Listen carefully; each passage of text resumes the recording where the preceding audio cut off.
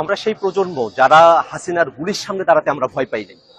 অতএব কারো ভাঙ্গা ডিমে আমাদের কিছু যায় আসে না। বরং এই ঘটনার মধ্য দিয়ে আবারও প্রমাণিত হয়েছে যে আওয়ামী লীগ একটি সন্ত্রাসী সংগঠন। আওয়ামী লীগ যে জন্মগতভাবে এবং প্রকৃতিগতভাবে সন্ত্রাসী সংগঠন, তারা সন্ত্রাস করবে। তারা বাংলাদেশের মানুষ যারা স্বাধীনতাকামী আছে, বাংলাদেশপন্থী মানুষেরা আছেন, যারা জুলাই অভ্যুত্থানের পক্ষে শক্তি আছেন, তাদের উপরে তারা হামলে পড়বে। এটাতে আমরা আর অবাক হই না। বরং আমরা মনে করি যে অন্তর্বর্তীকালীন সরকার এই দীর্ঘ সময়ে 1 বছর জুড়ে আওয়ামী লীগকে বিচারের আওতায় নিয়ে আসার যে প্রক্রিয়া সরকারের শুরু করার কথা ছিল, সেটা খুব সামান্য অগ্রসর হয়েছে। আওয়ামী লীগের যেসব সন্ত্রাসীরা বাংলাদেশ থেকে পালিয়ে এসেছে, তারা বিদেশের বিভিন্ন জায়গায় তারা এখনো সন্ত্রাসের সব করছে।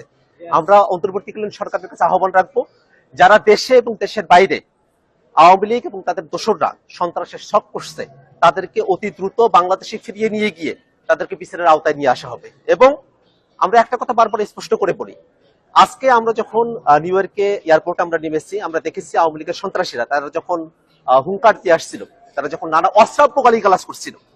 আপনারা জানেন যে আমাদের যুগ্ম সদস্য সচিব তাসিম জারা আপু, তিনি আমাদের সঙ্গে এসেছেন।